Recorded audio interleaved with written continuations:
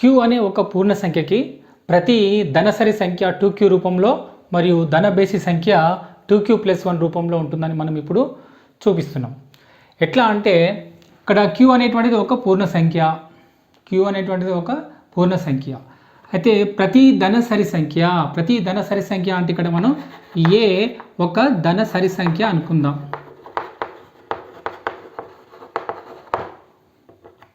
కదా.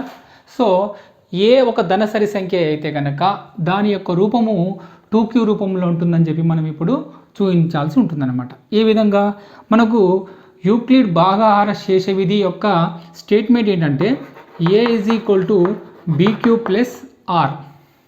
ఇది ఈడియల్ అంటే Euclid division lemma. So 0 r = r b అని మనకు తెలుసు. ఓకే, మరి వాడు ఇచ్చినటువంటిది ఏంటి ఇక్కడ 2q, a = 2q అనుకుందాం కదా.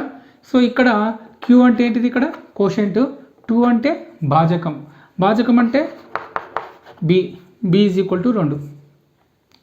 సో b = 2 వచ్చిందంటే సాధ్యపడే శేషాలు అంటే r ఎంత అయ్యే అవకాశం ఉంది అంటే 2 కన్నా తక్కువగా ఉండాలి అంటే 1, అంటే 0 నుంచి మొదలుకొని 1 వరకు అయ్యే అవకాశాలు ఉన్నాయి. ఇవి సాధ్యపడే శేషాలు. సో ఈ రెండింటిని మనం ఉపయోగించి మనం దీన్ని రాయాలి. ఏ అంటే ఏ రాస్తున్నాం, బి అంటే ఎంత 2, క్యూ ప్లస్ ఫస్ట్ 0 రాద్దాం, ఇది ఒక రూపం.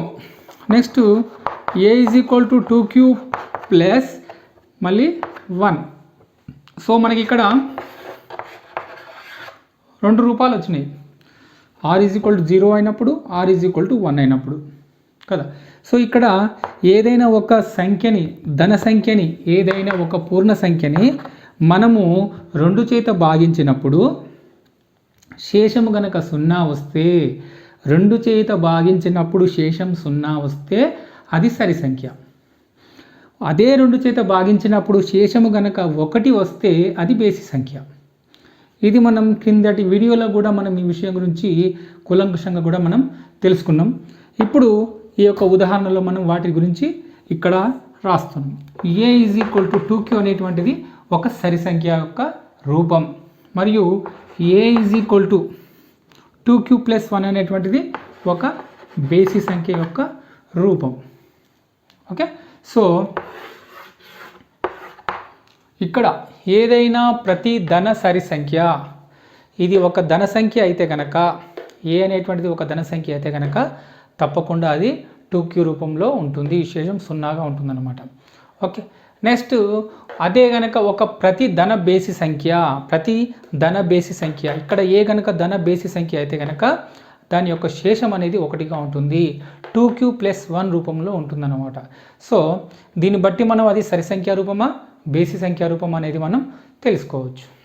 ఇప్పుడు q అనే పూర్ణ సంఖ్యకి ప్రతి ధన బేసి సంఖ్య 4q+1 లేదా 4q+3 రూపంలో ఉంటుందని మనం చూపాలి. చూద్దాం. ఇక్కడ a = bq+r, 0 r b అని మనకు తెలుసు. ఇప్పుడు మనం చేయాల్సినటువంటివి రెండు, ఒకటి b కనుక్కోవడం, రెండవది rని రాయడం. b ఏంటో తెలుసుకోవడం, r ఏంటో రాయడం. ఈ 2 చేసుకున్న తర్వాత మనం లెక్క చేయాల్సి ఉంటుంది. b అంటే ఎంత, ఇక్కడ 4 కదా, ఇది కోషెంట్ భాగఫలం, ఇదేమో విభాజకం, ఇది ఇక్కడ రాసుకోవాలి b. r అంటే ఏంటి, 4 కన్నా 1 తక్కువ రాసుకోవాలి, 0 నుంచి మొదలుకొని 0, 1, 2, 3 ఇది శేషాలు. సో ఇది మనకు b వచ్చింది, r వచ్చింది. ఇప్పుడు మనం ఏం రాసుకోవచ్చు, ప్రతి ధన బేసి సంఖ్య యొక్క రూపాలను మనం రాసుకోవచ్చు. ఏ విధంగా, a = bq+r ఉంది కదా. సో a, b అంటే వచ్చేసి 4, q ప్లస్ r అంటే ఎంత, ఫస్ట్ 0 రాసుకుందాం, ఇది ఒక రూపం. నెక్స్ట్ a = 4q+1, ఈ 1 ఒకటి ఇక్కడ r ప్లస్లో రాసుకున్నాం, ఇది రెండో రూపం. a = 4q+2, ఇది ఇంకొక రూపం. a = 4q+3, 3 ఇది ఇంకొక రూపం. సో మొత్తం మనకు 4 రూపాలు వచ్చినాయి. a is equal to 4q plus 0, a is equal to 4q plus 1, a is equal to 4q plus 2, a is equal to 4q plus 3. అయితే వాడు అడిగేది ఏంటంటే 4q ప్లస్ 1 మరియు 4q ప్లస్ 3 రూపంలో ఏవైతే ఉన్నాయో స్టేట్మెంట్స్, ఇది ఇక్కడ a is equal to 4q plus 1, a is equal to 4q plus 3, ఈ రెండు స్టేట్మెంట్లు కూడా ఒక ప్రతి ధన బేసి సంఖ్యని సూచిస్తుంది. ఇది మరియు ఇది a is equal to 4q plus 1 అంటే ఈ ఒక ధన బేసి సంఖ్య, ఇది ఒక ధన బేసి సంఖ్య, ఈ రూపంలో ఉంటుంది. ఈ రెండు కూడా బేసి సంఖ్యలు కావు అని మనం ఇప్పుడు రుజువు చేయబోతున్నాం. ఎట్లా చూద్దాం. ఫస్ట్ మనం ఏం చేస్తున్నాం, ఇక్కడ 4q తీసుకుందాం. 4qని మనం ఏ విధంగా రాసుకోవచ్చు, 2q రూపంలో రాసుకోవచ్చు. 2q అంటే 2 ఇక్కడ రాసుకొని 2 2 4 కదా, 4 ఇంటూ q 4q కదా, ఆ విధంగా. సో ఇప్పుడు మనం ఏం చేస్తున్నాం, 2కు 2 రాసుకొని ఈ మొత్తం 2qను మనం mగా రాసుకుంటున్నాం. m అనేటువంటిది ఒక ధనపూర్ణ సంఖ్య. ఓకే, సో 2m రూపం అంటే ఏంటిది, అది ఒక సరి సంఖ్య రూపం. ఓకే, నెక్స్ట్ ఇది 4q ప్లస్ 1 తీసుకుందాం. 4q ప్లస్ 1లో మళ్ళీ 2 ఇక్కడ రాసుకొని 2q ప్లస్ 1, 4q ప్లస్ 1 ఏ విధంగా రాసుకోవచ్చు, 2 2 4, 4q ప్లస్ 1. సో ఇప్పుడు మనం ఏం చేస్తున్నాం, ఇక్కడ 2 రాసుకొని ఈ మొత్తాన్ని mగా రాసుకుంటే ఇది 1. సో ఇది ఏ రూపంలో ఉంది, 2m ప్లస్ 1 రూపంలో ఉంది. సో దీన్ని మనం ఏమనుకోవచ్చు, బేసి సంఖ్యా రూపం. సో ఇది బేసి సంఖ్యా రూపం కదా. a is equal 4q plus 1 అనేటువంటిది ఒక బేసి సంఖ్యా రూపం. నెక్స్ట్ ఇక్కడ వద్దాం, 4q ప్లస్ 2 దీని విధంగా రాసుకోవచ్చు, 2 ఇక్కడ 2q ఇక్కడ 2 2 4, ఓకే 1, 2 1 2, ఇంకేం మిగిలింది, ఏం మిగలేదు. సో 2 2 4, 4q ప్లస్ 2 1 2, ఇంకేం మిగలేదు. సో దీన్ని మనం రాసుకుందాం యాజ్ ఇట్ ఈస్గా. ఈ మొత్తాన్ని కలిపి మనం ఏమనుకోవచ్చు, m. సో ఇది 2m రూపంలో ఉంది దీనిలో. సో ఇది కూడా ఒక సరి సంఖ్య రూపం. ఓకే, తీసుకుందాం. నెక్స్ట్ ఇంకా 4q ప్లస్ 3 కూడా ఉంది. 4q ప్లస్ 3 ఏ విధంగా రాసుకోవచ్చు, 2q ప్లస్ 2 1గా చూడండి. ఇక్కడ 2 2 4, 4q కదా, 2 1 2 అంటే ఇక్కడ ఎంత ఉంది, మరి 3 ఉంది. ఎంత ఎక్కువ ఉంది, 1 ఎక్కువ ఉంది. ఆ 1ని ఇక్కడ రాద్దాం. ఓకే, 2 1 2 అంటే ఇక్కడ 3 ఉంది కాబట్టి 1 ఎక్స్ట్రా ఉంది కాబట్టి అది బయట రాద్దాం. చూద్దాం, 2 ఈ మొత్తాన్ని ఏమనుకుందాం, m, ఇది 1. సో ఇది 2m ప్లస్ 1 రూపంలో ఉంది కాబట్టి ఇది ఒక బేసి సంఖ్య రూపాన్ని కలిగి ఉంది. సో దీన్ని బట్టి మనకు అర్థమయ్యేది ఏంటిదంటే 4q ప్లస్ 3 మరియు బేసి ఇది ఇక్కడ ఇది 4q ప్లస్ 1 అనేటువంటిది రెండు కూడా బేసి సంఖ్యా రూపాన్ని కలిగి ఉన్నాయి. సో ఇక్కడ ఇది మరియు ఇది ఈ రెండు కూడా బేసి సంఖ్య రూపాలని కలిగి ఉంటుంది. సో ఇచ్చినటువంటి స్టేట్మెంట్ మనం రుజువు చేయడం జరిగిందనమాట. q అనే ఒక పూర్ణ సంఖ్యకి ప్రతి ధనబేసి పూర్ణ సంఖ్య 6q ప్లస్ 1, 6q ప్లస్ 3 లేదా 6q ప్లస్ 5 రూపంలో ఉంటుందని భాగాహార శేష విధి ఆధారంగా చూపండి అని చెప్పడం జరిగింది. సో ఇప్పుడు మనం చేద్దాము. ఇప్పుడు a is equal to bq plus r 0 less than r equal to r less than b అని మనకు తెలుసు కదా. సో ఇందులో b అంటే ఎంత, 6. r అంటే 6 కన్నా 1 తక్కువ, అంటే b కన్నా 1 తక్కువగా రాసుకోవాలి. 0 1 2 3 4 5 ఇవి సాధ్యపడేటువంటి శేషాలు. ఇప్పుడు భాగాహార శేష విధిని మనము ఏ మరియు బీలకి అనువర్తింపజేసినట్టయితే వాటి రూపాలు ఏ విధంగా ఉంటాయో మనం ఇప్పుడు చూద్దాం. A is equal to 6q plus 0. First 0 రాసుకుంటున్నాం శేషం అనేటువంటిది. నెక్స్ట్ 6q ప్లస్ 1 రాసుకున్నాం. 6q plus 2, 6q plus 3, 6q plus 4, 6q plus 5. 0 1 2 3 4 5 ఇవన్నీ కూడా శేషాలు. ఇక్కడ రాసుకున్న శేషాలన్నీ కూడా మనం ఇక్కడ రాసుకోవడం జరిగింది. ఓకే, ఇవి దీని యొక్క రూపాలు.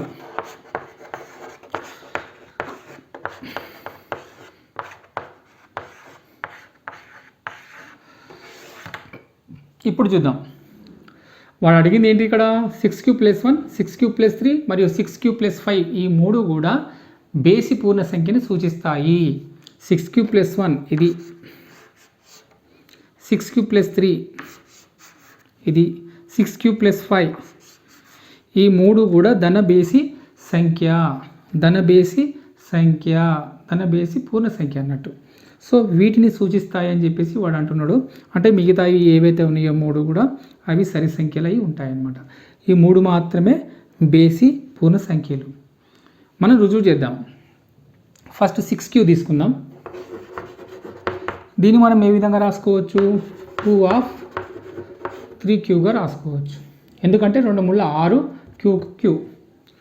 సో 2 ఇక్కడ, 3q అంటే m. 2m ఫామ్లో ఉన్నది ప్రతిదీ కూడా అది సరి సంఖ్యా రూపాన్ని సూచిస్తుంది. ఓకే, సో ఇదేంటిది? అది సరి సంఖ్య రూపం. Next 6q plus 1. ఇప్పుడు ఏం చేద్దాం? 6q 2 3 6, 6q ప్లస్ 1 కదా. ఇప్పుడు చూద్దాం, 2 3q అంటే m, ఇది 1, 2m ప్లస్ 1 రూపంలో ఉంది. సో 2m ప్లస్ 1 రూపంలో ఉంది అంటే అదేంటిది? అది బేసి సంఖ్య రూపం. ఇప్పుడు 6q ప్లస్ 2 తీసుకుందాం. ఇప్పుడు మళ్ళీ చూద్దాం, 2 6q అంటే 3q, 2 3 6, 6q. ఓకే, ప్లస్ 1, 2 1 2, శేషం మిగలలేదు. సో ఇక్కడ 2, ఈ మొత్తాన్ని కనుక m తీసుకుంటే 2m అనేటువంటిది ఒక సరి సంఖ్య రూపం. నెక్స్ట్ 6q ప్లస్ 3 తీసుకుందాం. 6q ప్లస్ 3 తీసుకున్నట్టయితే కనుక 2 ఇక్కడ, 3q 2 3 6, 6q వచ్చింది కదా, ప్లస్ 2 ఎక్కం 2, కానీ ఇక్కడ ఎంత ఉంది? 3 ఉంది, 1 ఎక్కువగా ఉంది ఇక్కడ. ఆ 1ని ఇక్కడ రాసుకుందాం. సో ఇక్కడ ఇది 2, ఇదంతా కలిపి m, ఇది ప్లస్ 1 అంటే 2m ప్లస్ 1. ఇది ఏ రూపం? ఇది బేసి సంఖ్య రూపం. ఓకే, 6q ప్లస్ 3 అయిపోయింది కదా. 6q ప్లస్ 4, 6q ప్లస్ 4 అంటే చూడండి ఇక్కడ 2 ఇక్కడ, 3q 2 3 6, 6q కదా, ప్లస్ 2 2 2 4 వచ్చేసింది, శేషం లేదు. సో ఇక్కడ 2, ఈ మొత్తాన్ని కలిపి mగా రాసుకున్నట్టయితే ఇది 2m రూపం. సో ఇది ఏ రూపం? ఇది సరి సంఖ్య రూపం. Next 6q plus 5, 6q plus 5, 2 ఇక్కడ, 3q ఇక్కడ, 2 3 6, 6q వచ్చింది, ప్లస్ 2 ఇక్కడ రాసుకున్నాం. అంటే 2 2లో 4, కానీ ఇక్కడ 5 ఉంది, 1 ఎక్కువగా ఉంది, అది ఇక్కడ రాసుకున్నాం. చూడండి, ఇప్పుడు 2 2లో 4, 4 1 5 వచ్చింది కదా, రైట్. ఇప్పుడు 2, ఈ మొత్తాన్ని కలిపి ఏమనుకోవచ్చు? m plus 1. So 2m plus 1 రూపంలో ఉంది కాబట్టి ఇది ఏ రూపం? ఇది బేసి సంఖ్య రూపం. ఓకే, సో ఫైనల్గా మనకు బేసి సంఖ్యా రూపాలు ఎక్కడెక్కడ ఉన్నాయో చూసి అక్కడ రాద్దాం. ఇది బేసి సంఖ్యా రూపం 6q ప్లస్ 1.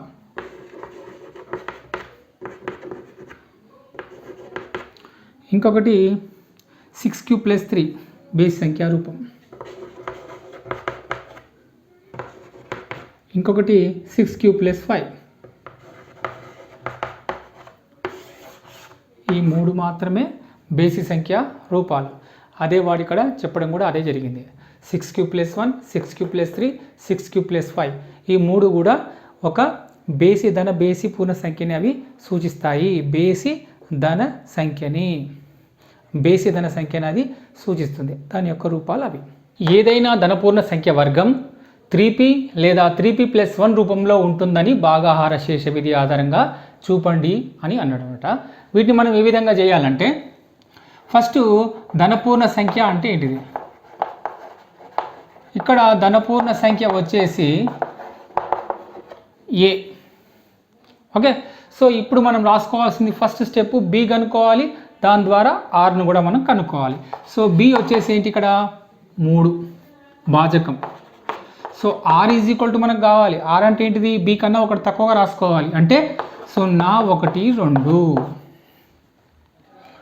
సో ఇక్కడ మనకు భాగాహార శేష విధిని కనుక మనం ఏ మరియు బికి అనువర్తింపజేసినట్టయితే ఏమవుతుంది? కింది రూపాలు మనం చూస్తాం. ఎట్లా? ఏ ఈజ్ ఈక్వల్ టు బిక్యూ అంటే బి అంటే 3, క్యూ అంటే క్యూ ప్లస్ ఆర్. దీని యొక్క రూపాలు ఏంటివి? 0, 1, 2. ఇవి శేషాలు. 1, రెండోది ఏంటిది? శేషం 1, ఇంకొకటి ఏంటిది? 2. ఇవి 3 రూపాలు వస్తున్నాయి మనం. చూడండి, ఎప్పుడైనా సరే అడిగినప్పుడు ధన పూర్ణ సంఖ్య ఏమనుకుంటున్నాం ఇక్కడ? ఏ. ఓకే, సో ఫస్ట్ మనం కనుక్కోవాల్సింది బి ఎంత కనుక్కోవాలి. బి ఎంత ఇక్కడ మనకు కనిపించేది? ఇదే బి. bq+1 రూపంలో ఉంది. సో ఇది బి అంటే 3. బి నుంచి మనం కనుక్కోవాల్సింది ఏంటిది? ఇక్కడ ఆర్ అంటే బి కన్నా ఒకటి తక్కువగా రాసుకోవాలి. 0 నుంచి మొదలుకొని. సో 0, 1, 2, 3 కన్నా ఒకటి తక్కువగా రాసుకున్నాం. బి మరియు ఆర్లు వచ్చిన తర్వాత మనం భాగాహార శేష విధిని దీనికి అనువర్తింపజేయాలి. ఏ విధంగా అంటే చూడండి, ఇక్కడ a is equal to b q plus r 0 ≤ r r b అని మనకు తెలుసు కదా. సో ఇక్కడ ఏ రాసుకున్నాం, ఏదైనా ఒక ధనపూర్ణ సంఖ్య. బి అంటే మనకు తెలుసు 3, క్యూ రాసుకున్నాం ప్లస్ ఆర్ అంటే మనకు ఇక్కడ ఎన్ని సాధ్యపడే శేషాలు? 3 ఉన్నాయి. 0 ఉంది, 1 ఉంది, 2 ఉంది. ఒకసారి 0 పెడదాం, ఇంకొకసారి 1 పెడదాం, ఇంకోసారి 2 పెడదాం. అప్పుడు మనకి ఎన్ని రూపాయలు వచ్చినాయి? 3 రూపాయలు వచ్చినాయి. ఓకేనా? ఇంతవరకు ఒక స్టెప్. ఆ తర్వాత వాడు అడిగింది ఏంటంటే ధనపూర్ణ సంఖ్య వర్గం. అంటే ఇప్పుడు దీని యొక్క వర్గం తీసుకొని చూద్దాం. ఇగోండి, ఏ ఈజ్ ఈక్వల్ టు 3q + 0 కదా. దీని యొక్క వర్గం +0 అంటే రాసుకోవాల్సిన అవసరం కూడా లేదు.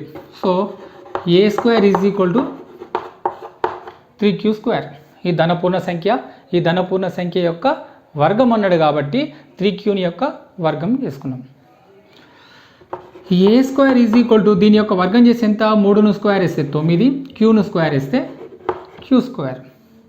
ఇప్పుడు మనం ఏం చేస్తున్నామంటే ఇందులో నుంచి 3ను మనం బయటికి లాగుతున్నాం, కామన్ తీస్తున్నాం. ఎందుకు 3ను కామన్ తీస్తున్నాం? ఇక్కడ 3 ఉంది కాబట్టి. బి అంతా 3 కదా. సో 3నే కామన్ తీసే ప్రయత్నం చేస్తున్నాం. చూడండి, ఇక్కడ 3 కామన్ తీసినట్టయితే 3 × 9, మిగిలింది ఏంటిది? ఇక్కడ q². ఓకేనా? సో 3 ఇక్కడ రాసుకున్నా. ఈ మొత్తాన్ని కూడా నేను ఏమనుకుంటున్నా అంటే p అనుకుంటున్నా. Okay, right. 3p since p is equal to 3q². వచ్చిందా? సో మొట్టమొదటి రూపం దీని యొక్క వర్గం చేసినట్టయితే కనుక ధనపూర్ణ సంఖ్య యొక్క వర్గము ఏ రూపంలో ఉంది? 3p రూపంలో ఉందన్నమాట. Okay, next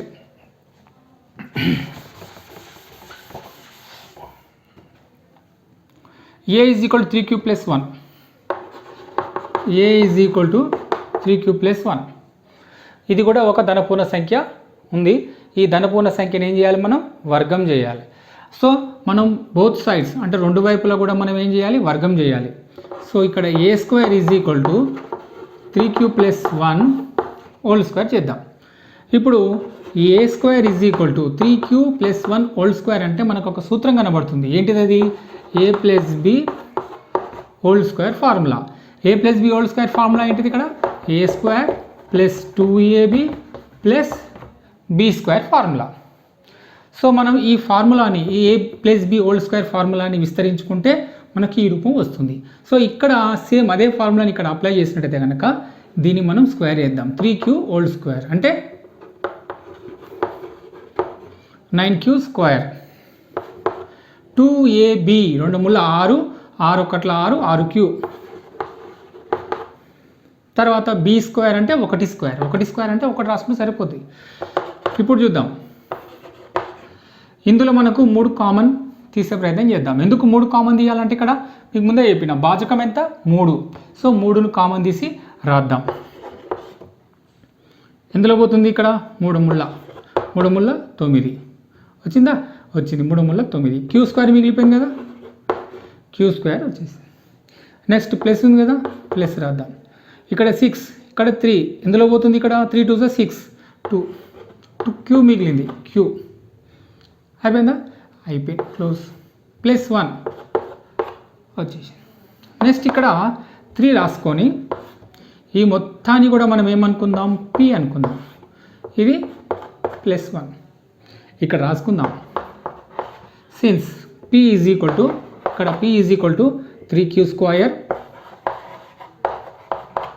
plus 2q. ఓకేనా? సో 3p ప్లస్ 1 రూపం అనేది ఉందా లేదా? ఇక్కడ ఉంది, 3p ప్లస్ 1 రూపం అనేది ఉంది. అంటే ఏదైనా ధనపూర్ణ సంఖ్య వర్గం, ఏదైనా ధనపూర్ణ సంఖ్య దీని యొక్క వర్గం 3p ప్లస్ 1 రూపంలో ఉంటుంది. ఓకేనా? ఇది అన్నమాట. సో దేర్ఫోర్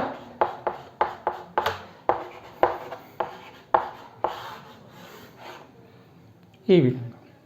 ఇప్పుడు next a is equal to 3q plus 2 కూడా చూద్దాం.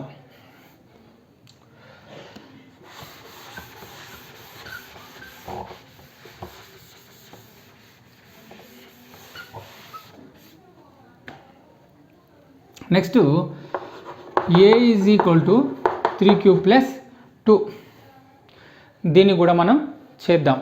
3q ప్లస్ 2 అనేటువంటిది LHS మరియు RHS రెండు వైపులా కూడా సేమ్ ఇంతకుముందు చేసినట్టుగానే వర్గం చేసి చూడాలి. చూద్దాం. ఇక్కడ a square is equal to 3q plus 2 whole square. ఇంతకుముందు అప్లై చేసినట్టుగానే ఇక్కడ కూడా a plus b whole square ఫార్ములాని మనం ఇక్కడ అప్లై చేయాలి. 3q హోల్ స్క్వేర్ అంటే 9q స్క్వేర్ ప్లస్ 2ab అంటే 2 ముళ్ళ 6, 6 ఒకట్ల 12, 12q. బి స్క్వేర్ అంటే 4, 2 స్క్వేర్ అంటే 4 కదా, రైట్. సో ఒక స్టెప్ వచ్చింది.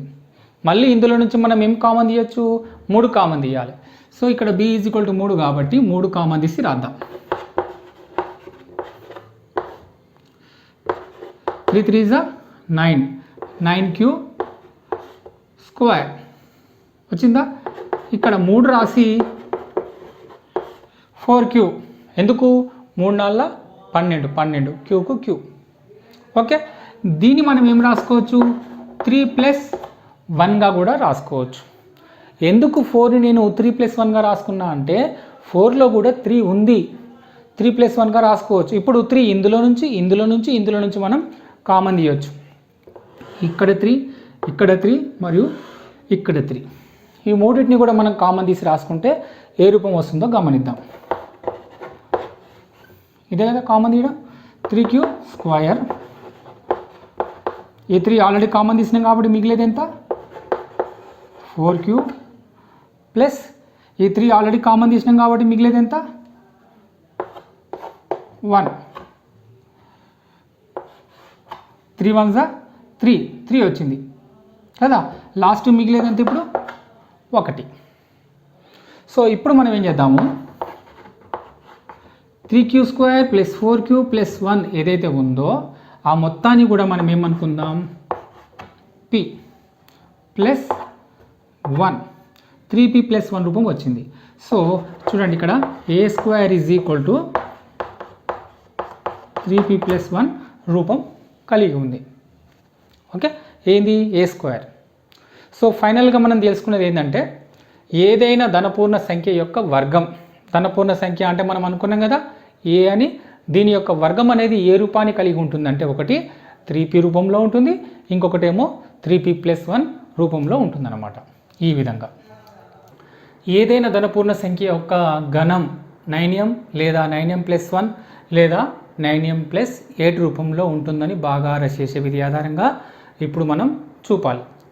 చూద్దాం. ఇక్కడ ఏదేని ఒక ధనపూర్ణ సంఖ్య, ఏదేని ఒక ధనపూర్ణ సంఖ్య ఏమనుకుంటున్నాం, ఇక్కడ ఏ అనుకుంటున్నాం కదా. సో ఏదైనా ఒక ధనపూర్ణ సంఖ్య ఏ అనుకుంటే కనుక ఇక్కడ ఫస్ట్ మనం రాసుకోవాల్సింది ఏంటిది, బి ఏమవుతుంది, ఇక్కడ 9 భాజకం. బి రాసిన వెంటనే శేషాలు మనం రాయాల్సి ఉంటుంది.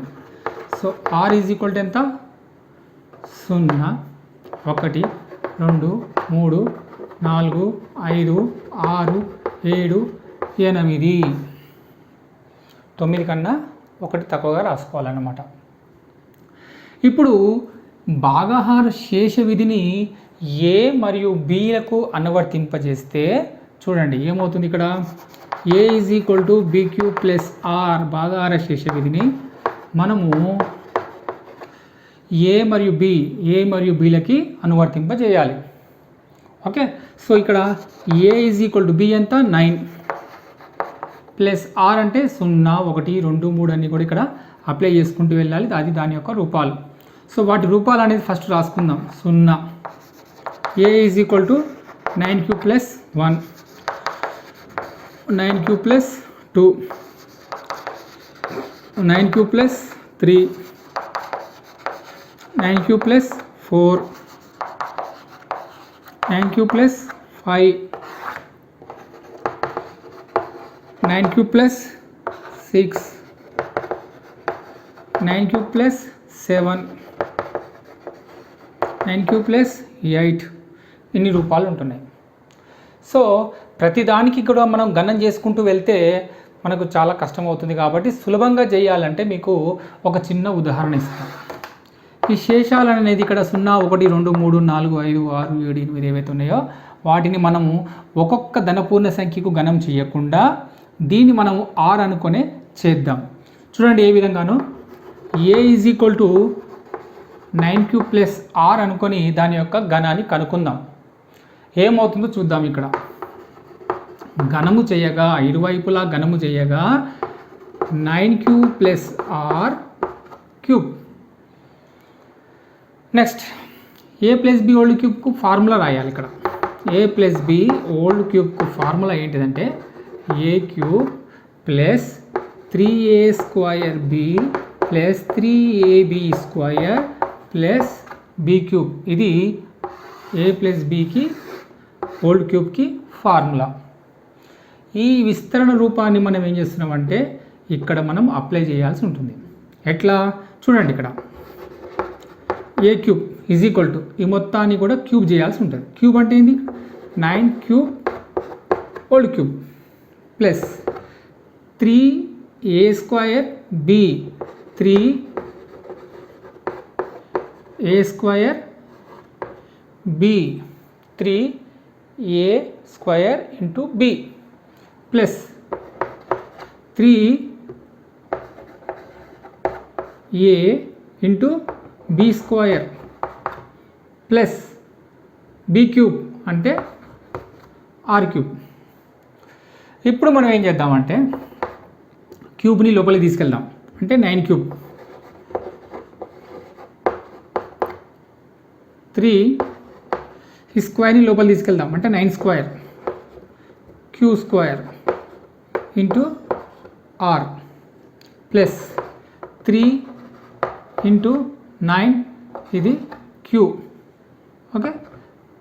ఇంకా r² కూడా ఉంది ప్లస్ ఇక్కడ r³. ఇప్పుడు ఏం చేద్దామంటే చూడండి, ఇక్కడ 9ని మనం ఇప్పుడు కామన్ తీయాలి. 9 కామన్ తీయాలంటే 9 ఎందుకు కామన్ తీయాలి, ఇక్కడ భాజకము 9 కాబట్టి 9 కామన్ తీయాలి. మరి 9 ఎక్కడ ఉంది, ఇక్కడ ఉంది 9. ఇందులో కూడా 9 ఉంది, ఇందులో కూడా 9 ఉంది, కానీ ఇందులో 9 లేదు. సో ఇక్కడి వరకు మనం కామన్ తీయవచ్చు. 9³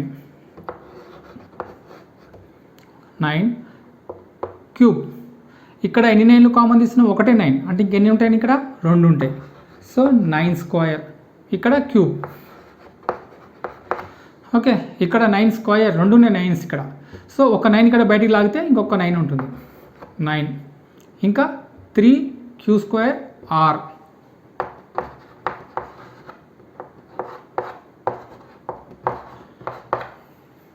ఓకే, నెక్స్ట్ వచ్చేసి ఇక్కడ ఒక 9 బయటికి లాగితే మిగిలింది 3qr².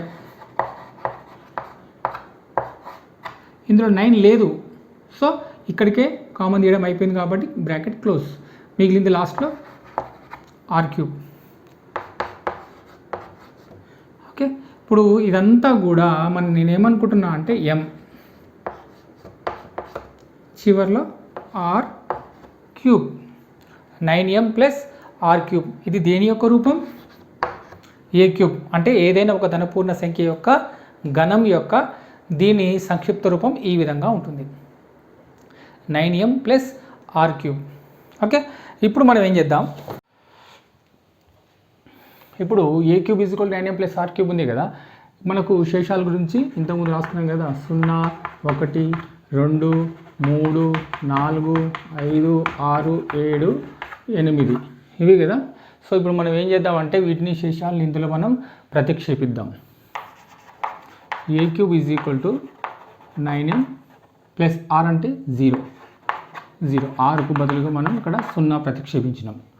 ప్రతిక్షేపిస్తే ఏమవుతుంది, ఇక్కడ 9m + 0. సో 0 అంటే 9m రాసుకోవచ్చు. సో a3 అనేది ఒకటి 9m రూపంలో ఉంటుంది. నెక్స్ట్ ఇక్కడ a3 = 9m + r3. ఇందులో rకు బదులుగా 1ని మనం ప్రతిక్షేపిద్దాం. సో 9m + 1³ అంటే 1. దేర్ఫోర్ a3 అనేది ధనపూర్ణ సంఖ్య యొక్క ఘనం అనేది 9m + 1 రూపంలో కూడా ఉంటుంది. నెక్స్ట్ మళ్ళీ a3 + 9m + r3.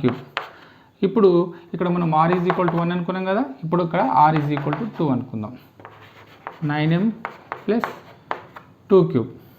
So 9m 2³ అంటే 8. 2 × 2 × 2, 2 × 4, 4 × 8. So a3 = 9m + 8. ఇది ఇంకొక రూపం. Next a3 = 9m + r3.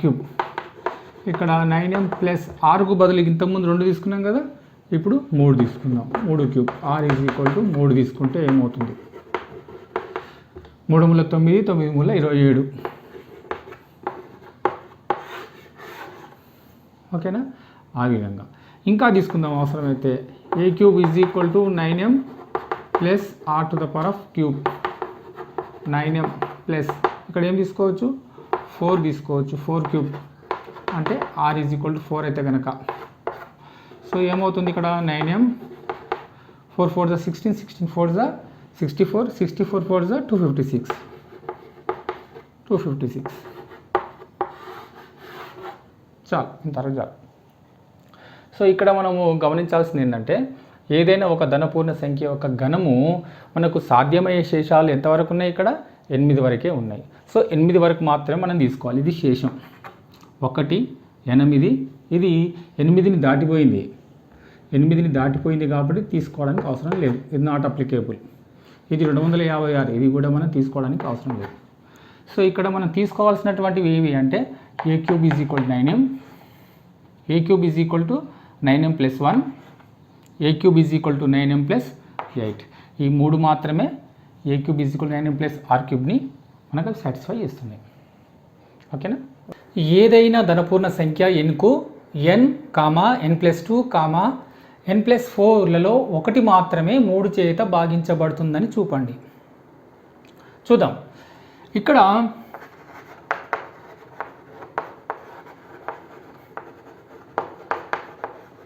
ధనపూర్ణ సంఖ్య n అని తీసుకుందాం. ఓకే. సో ఇక్కడ వాడు ఇంకొకటి ఏమంటున్నాడంటే 3 చేత భాగించబడుతుందని చెప్పిండు. సో దీని అర్థం ఏంటిది, ఇక్కడ b = 3, భాజకం 3. సో భాజకం 3 వచ్చింది, ధనపూర్ణ సంఖ్య n వచ్చింది. సో మనకి ఇక్కడ రాసుకోవాల్సింది ఏంటిది, ఇక్కడ ఆర్ అంటే 0, 1, 2 3 కన్నా ఒకటి తక్కువ తీసుకోవాలి, అంటే భాజకం కన్నా ఒకటి తక్కువ తీసుకోవాలి. 0, 1, 2. సరే, ఇప్పుడు ఈ ఎన్కు బీకి మనము భాగాహార శేష విధిని కనుక మనం అనువర్తింపజేస్తే చూద్దాం ఏమవుతుందో. ఇదే కదా. నెక్స్ట్ ఏ ఒక ధనపూర్ణ సంఖ్య. ఇక్కడ ధనపూర్ణ సంఖ్య ఏమి ఇచ్చిన వాడు ఇక్కడ ఎన్. సో ఎన్ అనేది ఇక్కడ రాసుకుందాం. బీక్యూ, బి ఎంత ఇచ్చింది ఇక్కడ 3, క్యూ అంటే క్యూ రాసుకుందాం. ఆర్, ఆర్ అంటే ఇక్కడ ఏం రాసుకుందాం 0. ఇది ఒక రూపం, ఓకేనా, ఇది ఒక రూపం. సో 0 రాసుకున్నా రాసుకోకపోయినా ఒకటే. So n is equal to 3q అనేటువంటిది దాని యొక్క రూపం. సో ఇక్కడ మనం చెప్పొచ్చు, ఇక్కడే మనం ఒక విషయం గమనించాలి. ఏంటంటే ఇది భాజకం అంటే భాగించేది. ఏదైనా ఒక సంఖ్య భాగించినప్పుడు శేషము గనక 0 వస్తే ఈ సంఖ్యని, అంటే ఈ ధనపూర్ణ సంఖ్యని ఈ 3 అనేది నిశ్శేషంగా భాగిస్తుంది. అర్థమైందా? ఇది భాజకం. ఎట్లా భాగిస్తుంది? నిశ్శేషంగా భాగిస్తుంది. దేన్ని భాగిస్తుంది? ఎన్నును భాగిస్తుంది.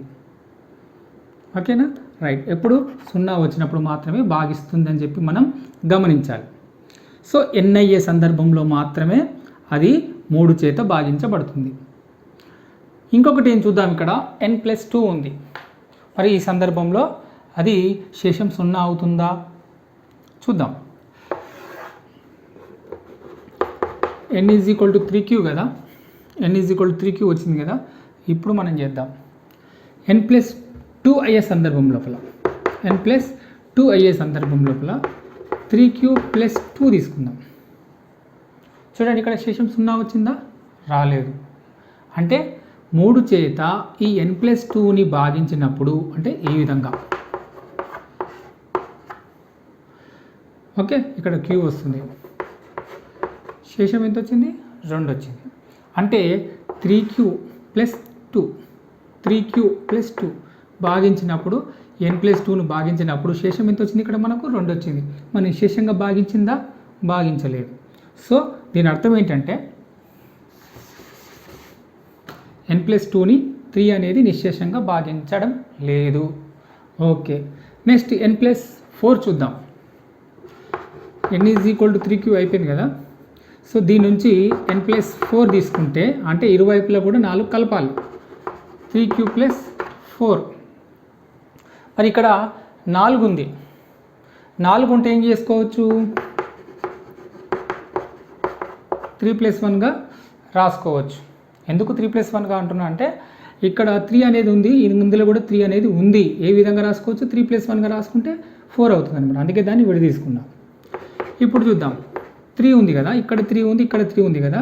సో నేను ఏం చేస్తున్నా అంటే 3 × q 3q ప్లస్, ఇక్కడ ఆల్రెడీ 3 ఉంది కాబట్టి 3ని కామన్ తీస్తే 3 1s 3. ఇంకా మిగిలింది ఏంటి? ఇక్కడ 1. సో 3 ఇక్కడ రాసేసుకొని ఇదంతా కూడా నేను ఏమనుకుంటున్నా అంటే జస్ట్ m, ఇదంతా కూడా m అనుకుంటున్నాను, m+1. సో ఈ n+4 అనేటువంటిది ఏదైతే ఉందో పూర్ణ సంఖ్య, అది 3 చేత భాగించబడినప్పుడు మన శేషం అనేది 1 వచ్చింది. శేషం అనేది 1 రావడం వల్ల n+4 ఏదైతే విభాజ్యం ఉందో 3 చేత నిశ్శేషంగా భాగించబడడం లేదు. అర్థం చేయాలంటే ఇక్కడ చూడండి, 3 ఇక్కడ, n+4 ఇక్కడ, ఎంత mతో భాగించినప్పుడు 3 చేత భాగించినప్పుడు m అనేటువంటిది భాగఫలం వస్తుంది, శేషం 1 అనేది కూడా వస్తుంది. మరి శేషం 0 వస్తేనే కదా n+4 అనేది 3 చేత నిశ్శేషంగా భాగించబడింది అని అంటాం. కాబట్టి ఇక్కడ శేషం 0 రాలేదు కాబట్టి ఈ 3 అనేది n+4ని నిశ్శేషంగా భాగించబడడం లేదు. మరి అది ఏ సందర్భంలో నిశ్శేషంగా భాగించబడింది అంటే కేవలం ఈ సందర్భంలో మాత్రమే నిశ్శేషంగా భాగించబడింది. ఎప్పుడు? n అయ్యే సందర్భం ఇది. ఓకే, ఏదైనా ఒక ధనపూర్ణ సంఖ్య nకు n మాత్రమే, n+2 కాదు, n+4 కాదు, n మాత్రమే 3 చేత భాగించబడుతుంది. అంకగణిత ప్రాథమిక సిద్ధాంతం, దీనిని మనము ఫండమెంటల్ థియరమ్ ఆఫ్ ఆర్థమెటిక్ అని కూడా అంటామన్నమాట. సో ఇందులో మన దాని నిర్వచనం ఏంటంటే ప్రతి సంయుక్త సంఖ్యను ప్రతి సంయుక్త సంఖ్యను ప్రధానాంకముల లబ్ధంగా రాయవచ్చు. చూడండి, ప్రతి సంయుక్త సంఖ్యని మనము ప్రధానాంకముల లబ్ధంగా రాయవచ్చు. ఇంకా ప్రధాన కారణాంకముల ఈ క్రమానికి ప్రాధాన్యత లేనప్పుడు కారణాంకాల లబ్ధం ఏకైకం అవుతుంది. ఇది దీని యొక్క నిర్వచనం, డెఫినేషన్. దీని గురించి మనం ఇప్పుడు తెలుసుకుందాం. అసలు సంయుక్త సంఖ్య అంటే ఏంటి? ప్రధాన సంఖ్యలు కానివే సంయుక్త సంఖ్యలు. ఓకే, ఇప్పుడు ఉదాహరణకు ఏదైనా ఒక ఉదాహరణ తీసుకుందాం. ఇప్పుడు ఉదాహరణకు మనకు 210 అనేది ఇక్కడ తీసుకుంటే కనుక ఇది ఒక సంయుక్త సంఖ్య. సంయుక్త సంఖ్య అంటే ఏంటి? ఇక్కడ ఉదాహరణకు 4 ఉంది, ఇది ఒక సంయుక్త సంఖ్య. అంటే ప్రధాన సంఖ్య కాదు కదా. ప్రధాన సంఖ్య అంటే ఏంటి? సపోజ్ 3 తీసుకుందాం, 2 తీసుకుందాం, 5 తీసుకుందాం. ఇవన్నీ కూడా ప్రధాన సంఖ్యలు. వీటికి కారణాంకాలు ఏముంటాయి? కేవలం 1 మరియు అదే సంఖ్య కూడా దానికి కారణాంకంగా ఉంటుంది. 1 మరియు 2 దానికి కారణాంకాలు. 3 అంటే 1 మరియు 3 దానికి కారణాంకాలు.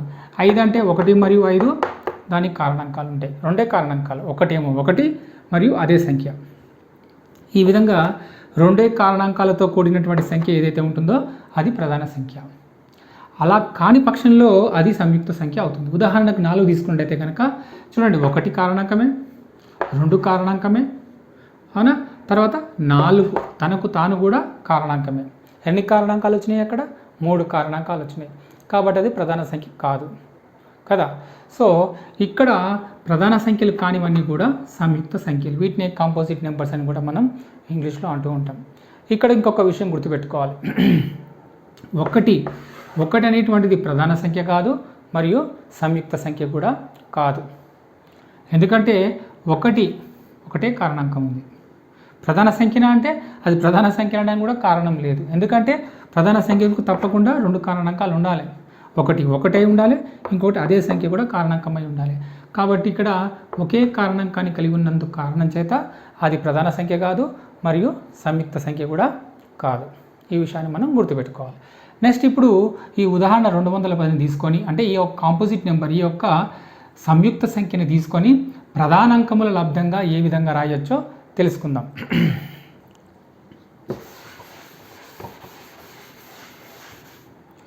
ఫస్ట్ 210ని మనం ఏం చేద్దామంటే కాసాగు తీసుకుందాం.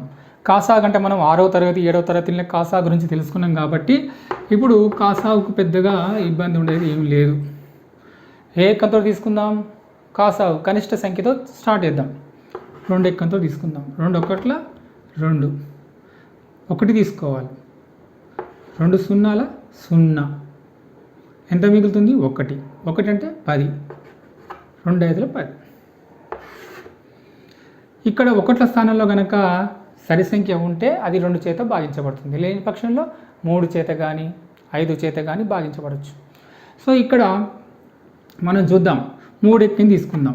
3 3ల 9, ఎంత మిగిలింది? 1 మిగిలింది, అంటే 15. 3 5ల 15. ఇప్పుడు 3 ఎక్కంతో పోదు, 2 ఎక్కంతో కూడా పోదు. మరి ఏ ఎక్కంతో పోతుంది? ఇప్పుడు డెఫినెట్గా 5. అంటే 1ల స్థానంలో 0 కనుక లేదా 5 కనుక ఉంటే అది తప్పకుండా 5 చేతనే భాగించబడుతుంది. సో 5 ఏళ్ళ 35. ఇప్పుడు 7 1ల 7 వచ్చిందా? సో ఇప్పుడు మనం ఏం చేస్తామంటే ఈ 210 ఏదైతే ఉందో దాన్ని మనము, ఇవన్నీ కూడా చూడండి, ఇవన్నీ ప్రధాన సంఖ్యలే. 2 3 5 7 ఇవన్నీ ప్రధాన సంఖ్యలు. సో 2 × 3 × 5 × 7గా నేను రాసుకోవడం జరిగింది. సో 2 3ల 6, 6 5ల 30, 37ల 210. ఓకే, సో ఈ సంయుక్త సంఖ్యని ప్రధానాంకాల యొక్క లబ్ధంగా రాసుకోవడమే అంకగణిత ప్రాథమిక సిద్ధాంతం. అర్థమైందా? ఫస్ట్ స్టెప్ 2 × 3 × 5 × 7 ఇది ప్రైమ్ నెంబర్ అంటే ప్రధాన సంఖ్య, ఇది ప్రధాన సంఖ్య, ఇది ప్రధాన సంఖ్య, ఇది ప్రధాన సంఖ్య. అంటే ఏదైనా ఒక సంయుక్త సంఖ్యని మనం ఏ విధంగా రాసుకోవచ్చు? ప్రధానాంకాల యొక్క లబ్ధంగా రాసుకోవచ్చు. ప్రధానాంకాల లబ్ధంగా రాసుకోవడమే అది అంకగణిత ప్రాథమిక సిద్ధాంతాన్ని తెలియజేస్తుంది అనమాట. మళ్ళీ ఒకసారి నిర్వచనం చూద్దాం. ప్రతి సంయుక్త సంఖ్యని మనం ఏ విధంగా రాసుకోగలము? ప్రతి సంయుక్త సంఖ్యని మనం ప్రధానాంకాల యొక్క లబ్ధంగా రాయవచ్చును. ఇంకా ప్రధాన కారణాంకాల ఈ క్రమానికి ప్రాధాన్యత లేనప్పుడు, క్రమము 2 × 3 × 5 × 7 ఉంది కదా, నేను ఈ విధంగా రాసుకోకుండా ఈ క్రమాన్ని నేను షఫిల్ చేస్తున్నాను. ఏ విధంగా అంటే 3 × 7 × 5 × 2 విలువేమన్నా మారుతుందా? విలువేం మారట్లేదు. సో ఇలాంటి క్రమానికి ప్రాధాన్యత లేనప్పుడు కూడా మనం దీన్ని ఏ రూపంలో రాసుకోవచ్చు అంటే మనము ఘాత రూపంలో రాసుకోవచ్చు. ఒకవేళ సపోజ్ ఫర్ ఎగ్జాంపుల్